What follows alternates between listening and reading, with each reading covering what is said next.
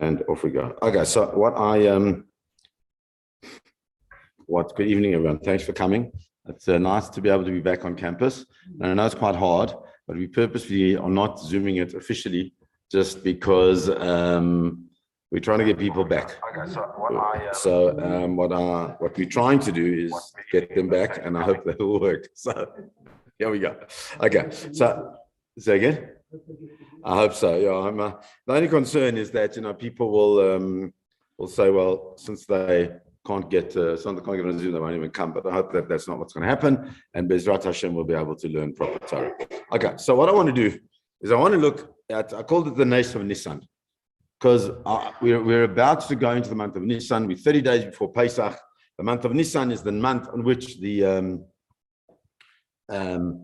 which Pesach takes place. It's a very special month. I want to try and discuss it and understand some parameters around it. Just before we do that, I just want to reflect on the fact that on Friday was the Patira, the passing of Rav Chaim Kanievsky. Rav Chaim Kanievsky was known as the Gadol Hador. He was known as the Posek Hador, the greatest sage of the generation, the greatest halachic authority of the generation.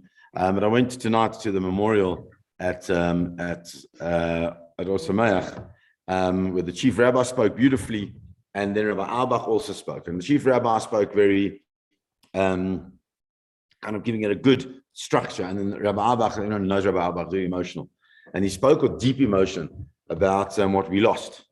And what he spoke about is that another name that was given to Reb Chaim, besides the Gadol Hador and the Posek Hador and everything of the Dor, etc., was the Sar HaTorah. The Sar HaTorah, which means like the officer of Torah, the prince of Torah. And what that really is, only one other person that we know that is referred to that. And that's the Moshe Rabbeinu, is known as Sar HaTorah, which is quite something. He knew everything. He properly knew everything. And just briefly, in his honor, we'll give the shir in his honor, but just he told the story. There is a set of Maharal. The Maharal wrote his Svarim, and he never put any of his sources in any of his Svarim. And he's got a whole set of Svarim on different things, on Machshava, on thought, on commentary on the Torah, on commentary on the Gemara, on some of the Gemaras. He's got an unbelievable plethora of Svarim. And Rabbi Yehuda Hartman put this together into a scholarly work where he quoted all the sources.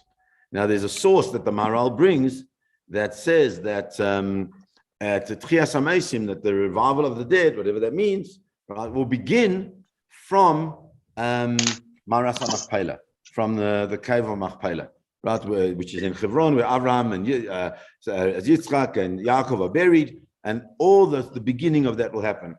And but he couldn't find the source. So one day he's walking with Rav Chaim Kanievsky, and he says to him, now, by the way, he knew him well. So the only source I can't find is where it says that the Tchias HaMeisim is going to begin at Maras HaMachpelah. So he records how Rav Chaim stopped, and he closed his eyes. It's not in Bavli, it's not in Yerushalmi, it's not in the Tosefta, it's not in any of the Midrashim, it's not in the Zohar. It's in the Tikkunei Zohar. Now that's mind-boggling. That's a computer working, right? Now, if you see what he did, is he went through everything, right? The whole gamut of Torah, from what we call the Nigle, which is the revealed Torah, to the Nistar, which is the hidden Torah, which is the Zohar. That's how wide he was able to understand and new Torah. So that's the person that we've lost. And when you lose a person like that, we have to understand that we've lost an enormous amount. Perhaps he wasn't hashkafically aligned to us, but that doesn't make a difference. Because what really makes the difference is the person that he was and the lessons that we learned. And anybody who had any real shilas went to him. Before him was Rav Ovadia, but then he took over as the Sar HaTorah, and it was undisputed. He knew everything. His father said that, I can't remember at what age, but at like the age of 50, he just knew everything. He knew more Torah than he did. And the Stipler was the posek of the whole generation. So it's quite amazing to have such a human being that existed in our time. And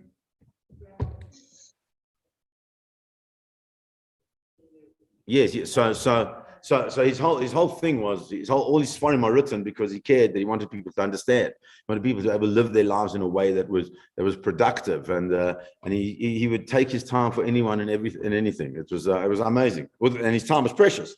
He did a siyum on Bavli Yerushalmi, all these things that he spoke about every year. We did have 7 years, like he did with one. Every year, the whole lot.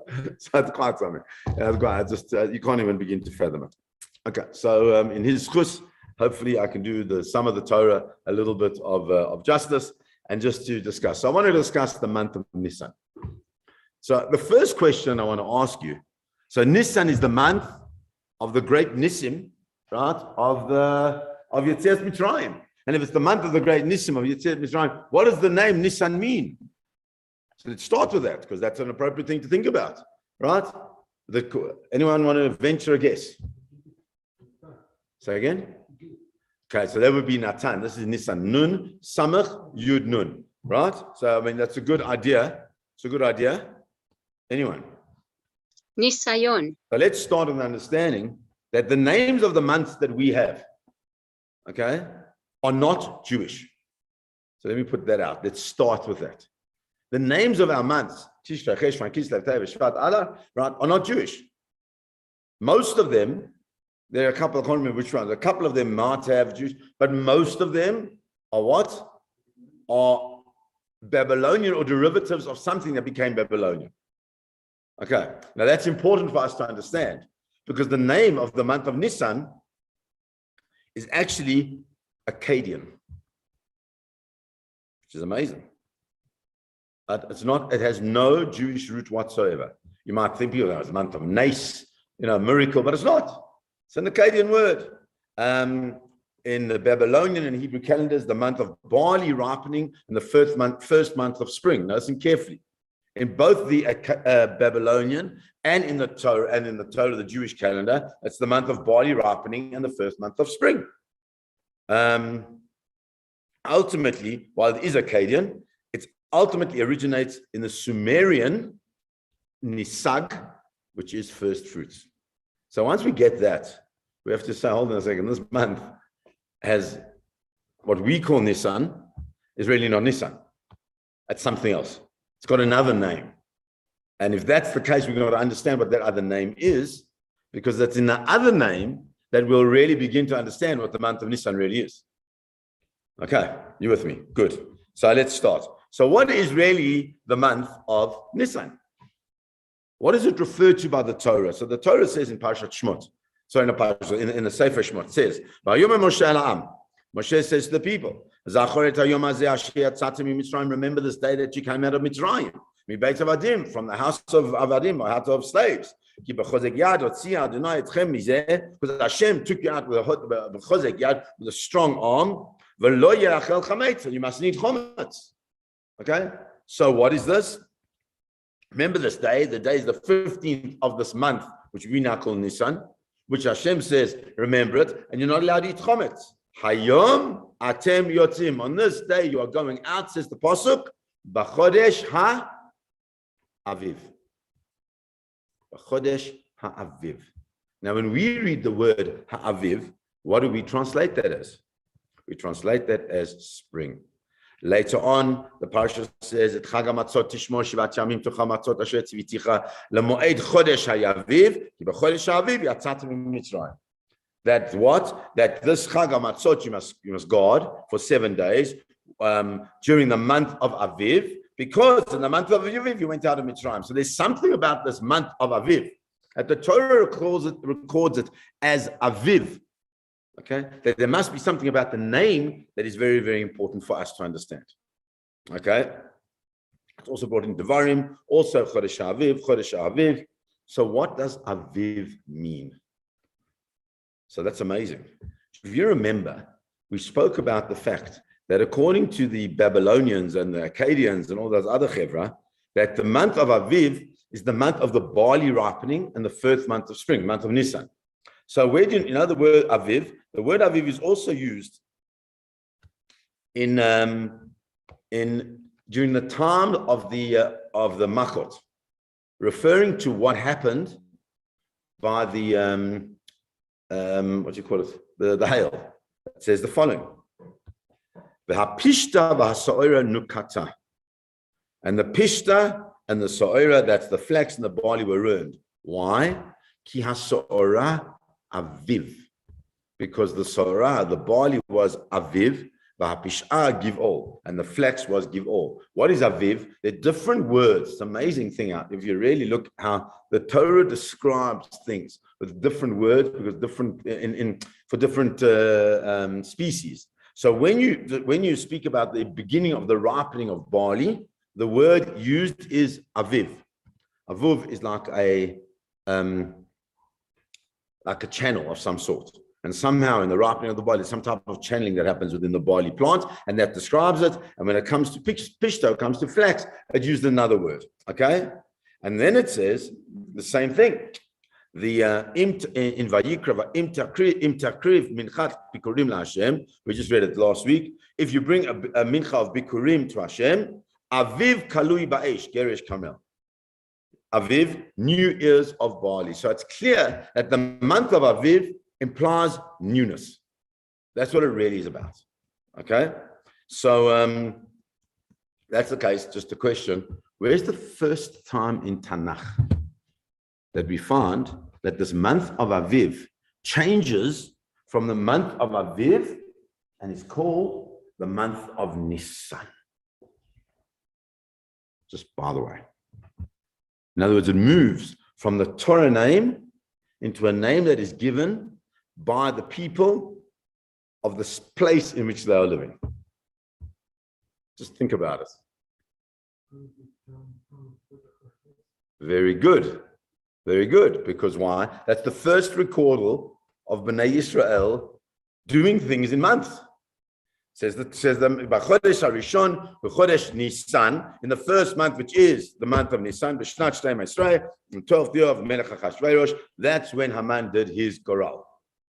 Okay, he did his lottery. Okay, and that's also the first time in Chazal we find Chodesh Adar mentioned. What do you mean, who Chodesh Adar? So if you look carefully, the words speak about the first month, Chodesh Nisan, and it speaks about the 12th month.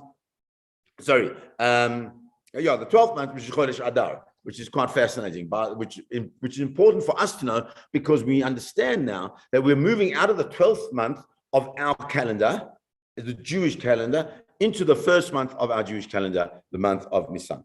Okay, having got that, what I want to look at is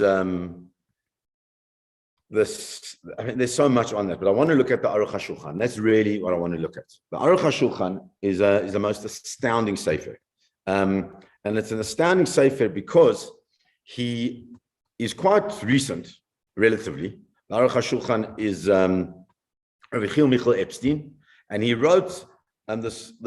It's not like a commentary. It's more of a coming together of the whole body of Shulchan Aruch, but he brought with in it commentary, so you can understand what's going on.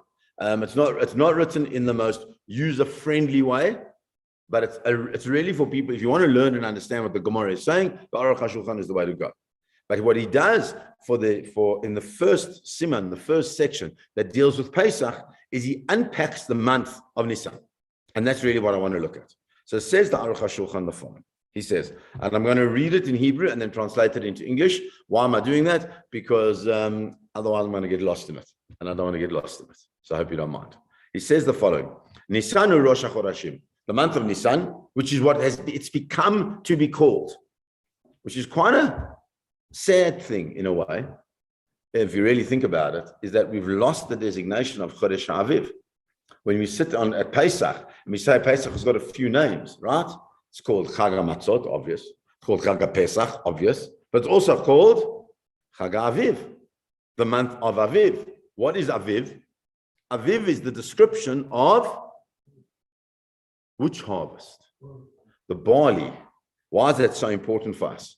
So now you're going to understand what happens. What happens on this first day of Pesach? We don't do it. What happens to our first? Well, sorry, this is actually the first day of Chol HaMoed. What's the second day? What do we do? The Omer. What's the Omer? It's the first cutting of the barley. So we can understand that the Chodesh HaAviv is connected to the barley. It's not spring, it's barley. Barley is spring. Then you can start connecting. But that's the important thing for us to understand. Okay. So Nissan Rosh Chodashim. Nissan is the head of the Chodashim.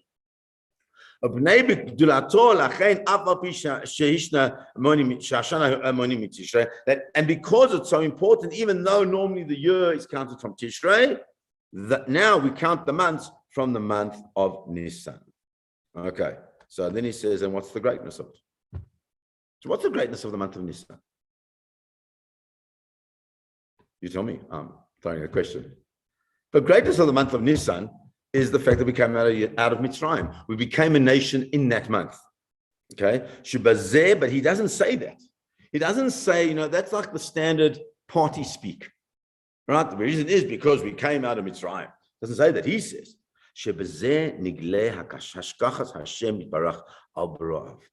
Because in the month of Nissan, more than just us coming out of Mitzrayim, is a revealing of Hashem's hashkacha, Hashem's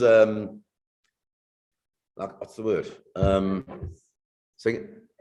Benevolence. You could call it that. His appearance. He's playing a role in the life of everything that exists in the world.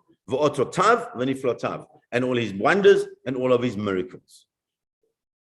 That's an amazing thing. That, by the way, why it's so amazing is because it comes after Purim. And in Purim is exactly the opposite of that. Purim is the Seder. Purim is the secret of Hashem's benevolence. Purim is the secret of Hashem looking after us. The Megillah is all about there's no revealed Hashem. We see him, as I said on the night of the Megillah, right at the end, his name Shalom is kind of like somewhere there. Right? We don't see him. But Pesach is complete reveal. And what does he do? Number one, he looks after everyone with wonders and miracles. Number two, there's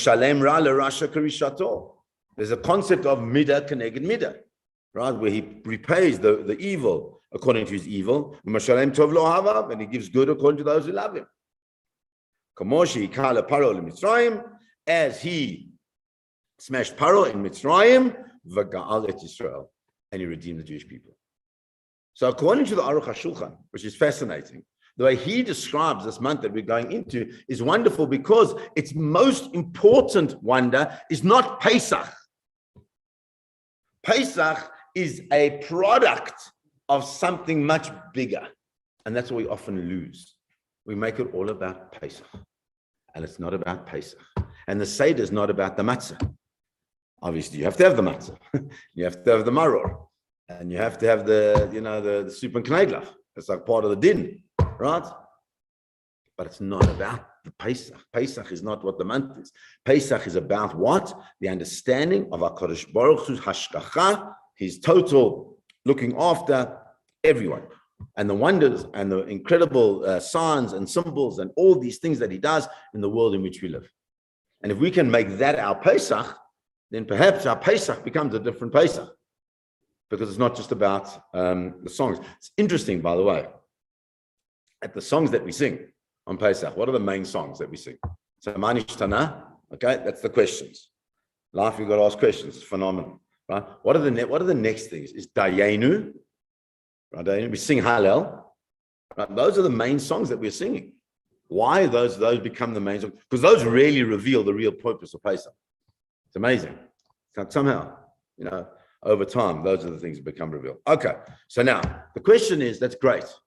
If we're going to say that the whole purpose of this month is to reveal HaKadosh Baruch Hu's hashgacha over the world, well, why did you choose this month? You could have chosen any month, right? You could have chosen Tishrei, which is the month of the creation of the world.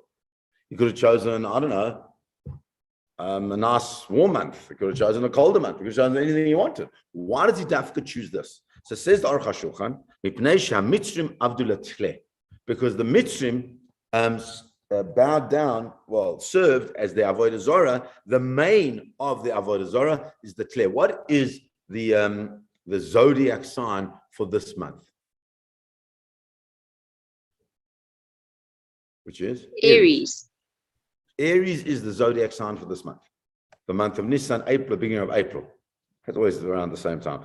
According to the Aruch HaShulchan, the Aries was the most fundamental and call it fundamental of the and foundational of all of the mazalos, of all the different things that they served in Egypt.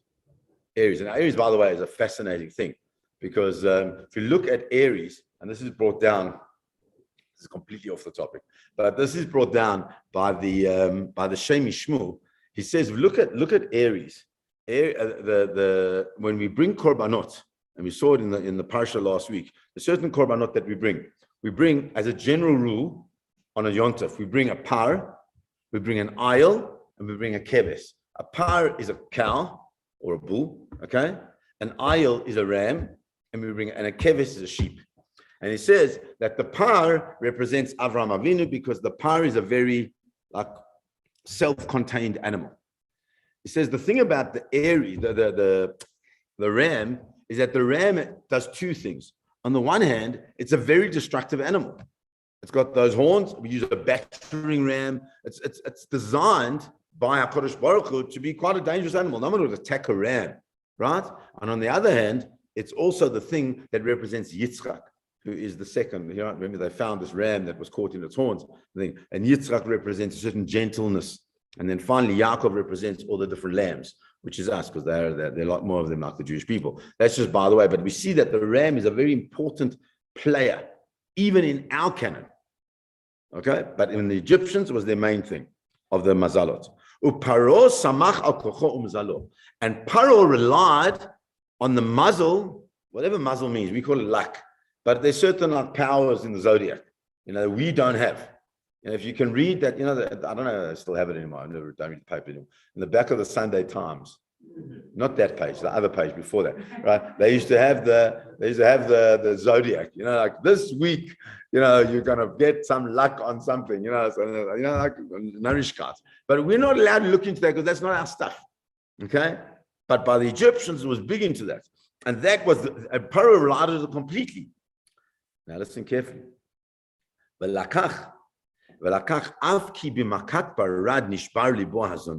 Even though during the time of the plague of Barad, of hail, he was totally broken. And he said, Hashem tzaddik v'ani v'amar Rishaim. He said, Hashem is the tzaddik, and me and my nation are the Rishaim, are we the evil ones? What happens? Immediately changes his whole talk, right? He goes back. Mikom makom. Even after that.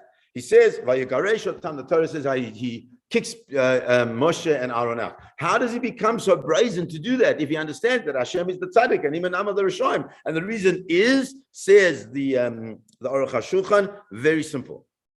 Because he remembered, Nissan's coming, or the month, the zodiac time and the power of the muzzle of Nissan, of the Aries is coming now. And if that's the case, we don't have to worry. Even though they're smashing us to pieces, our month is up now, and we're ready to go. And we're going to take over Am Yisrael.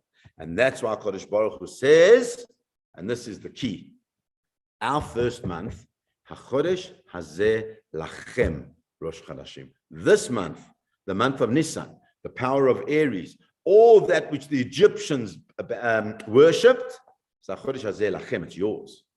You make that your first. And when you make that your first, then who's going to have the power? Them or us? So obviously, this month that Paro is waiting for, this is the month you don't have to worry about. Yelachem Rosh Chodashim is your month. Okay.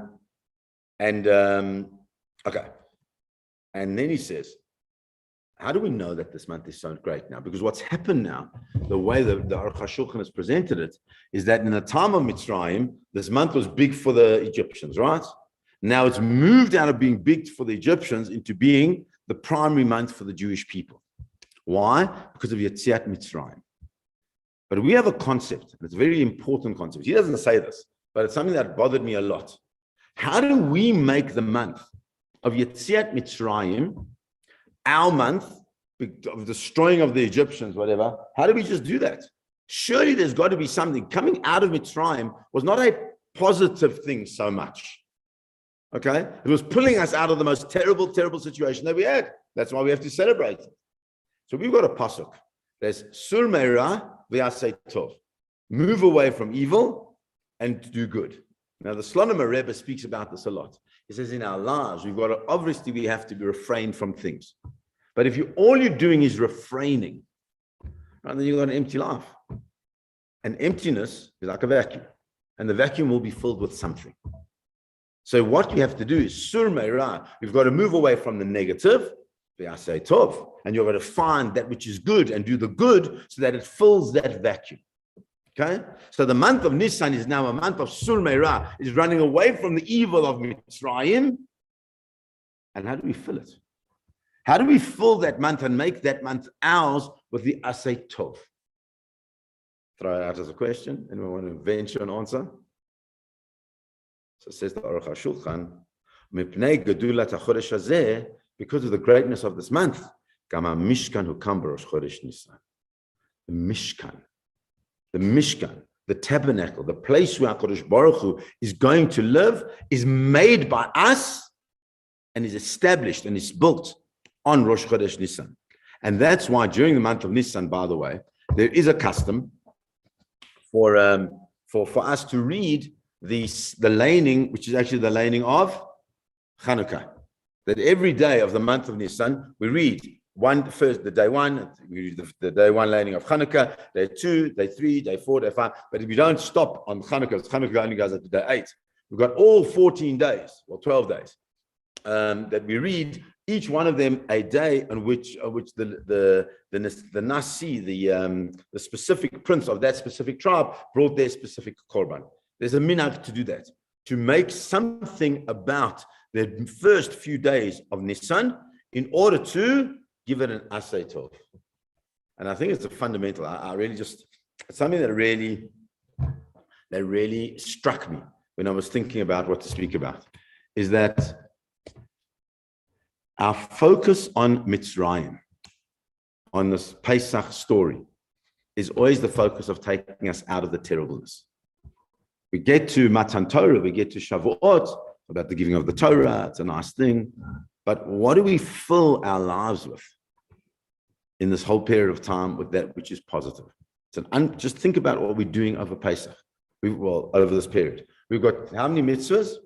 Effectively, like one major mitzvah. And what's the major mitzvah? You're not allowed to eat chometz, which is what? Refraining, right? Sur meira. The chometz is the ra. And because you're not allowed to do that, what do you got to do? You got to clean out your house. You got to get rid of your chometz.